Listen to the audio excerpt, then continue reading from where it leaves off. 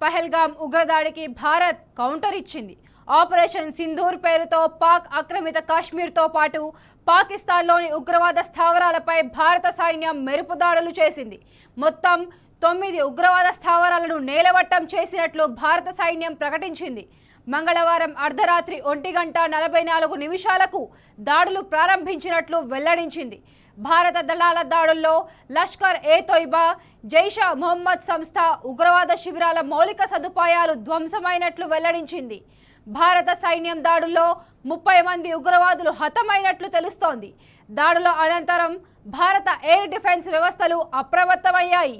పాక్ నుంచి ఎలాంటి ప్రతిస్పందన ఎదురైనా నిలువరించేందుకు సరిహద్దుల వెంట ఎయిర్ డిఫెన్స్ వ్యవస్థలను మోహరించాయి.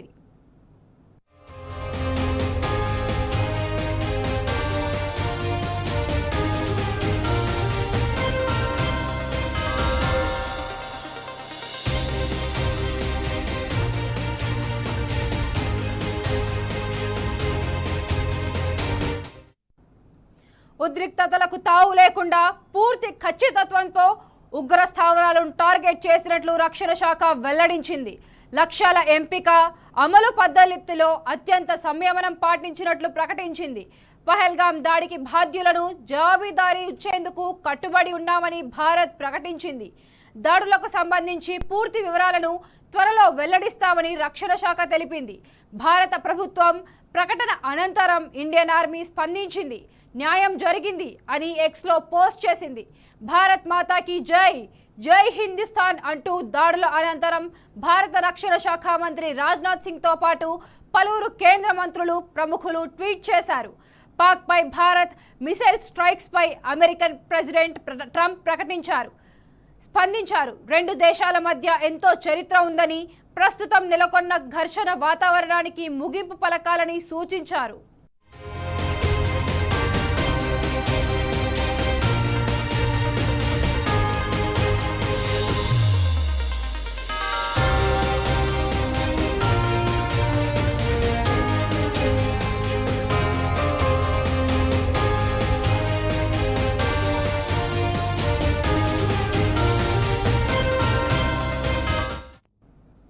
మరోవైపు భారత్ దాడులను పాక్ ప్రభుత్వం ధృవీకరించింది. ముర్కిడ్, కోట్లీ, బహవల్పూర్, మజరఫార్ ప్రాంతాల్లో ఈ దాడులు జరిగినట్లు తెలిపింది. సందర్భానుసారం ప్రతీకార దాడులు చేస్తామని పాకిస్తాన్ హెచ్చరించింది. భారత దాడుల తర్వాత పాక్ సైన్యం కాల్పులు ప్రారంభించింది. పూంచ్, రాజౌరి ప్రాంతాలతో పాటు సరిహద్దు వెంట పాక్ రేంజర్ల కాల్పులకు తెగబడ్డారు. అప్రమత్తమైన భారత సైన్యం పాక్ సైన్యం కాల్పులను తిప్పికొట్టింది. ఎమర్జెన్సీని ప్రకటించిన పాకిస్తాన్ లాహోర్, సియాల్కోట్ ఎయిర్పోర్టులను మూసేసింది.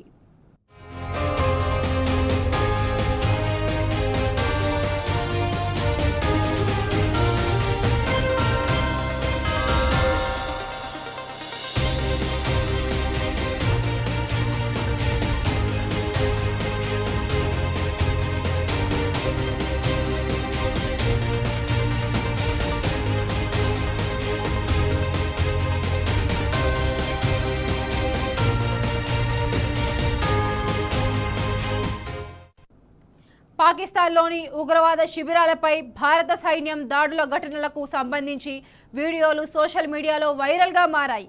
అయితే దాడులు చేపట్టిన ప్రాంతాలకు సంబంధించి భారత సైన్యం వివరాలు వెల్లడించలేదు. నేడు భారత్ వ్యాప్తంగా కేంద్ర ప్రభుత్వం మాక్ డ్రిల్స్ నిర్వహించనున్న వేళ ఈ దాడులు చేపట్టడంతో సర్వత్రా ఉత్కంఠ నెలకొంది.